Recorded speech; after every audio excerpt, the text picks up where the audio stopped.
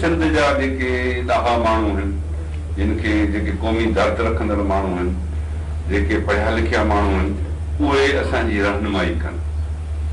छो त सिंध अॼु चइनी तरफ़नि खां मुसीबतनि में घेरजी चुकी आहे।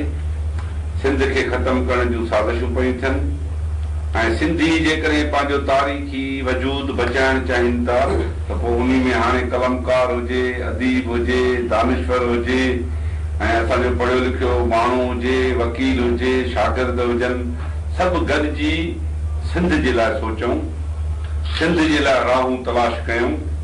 ऐं सिंध जे अदीबनि खे बि तव्हांजे हिन प्रोग्राम जे ज़रिए इहा अपील कंदुसि त हींअर सिंध जे लाइ लिखनि।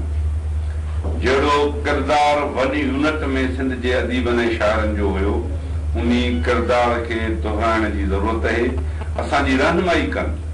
असीं माण्हुनि में वञी कमु कयूं था, पर असांखे नया दद, नयूं रस्ता, नवां पेचरा खोलण जी कोशिश कनि।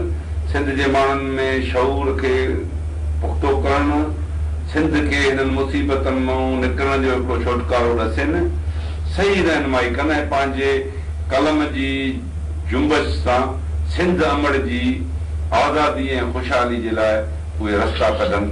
असां सिंध जे अदीबनि मां इहा उमेद रखूं था ऐं असां उन्हनि जे दरनि ते बार बार वेंदासीं त जेका अॼु क़ौमी कारकुननि ऐं सिंध जे अदीबनि जे विच में जेका थोरी विछोटी अची वई आहे, उन खे पूरो करे सभिनी माण्हुनि खे सिंध जे आज़ादी वारे हिन जदोजहद में पंहिंजे नुक़्ते निगाह सां हिसेदार बणाइजे।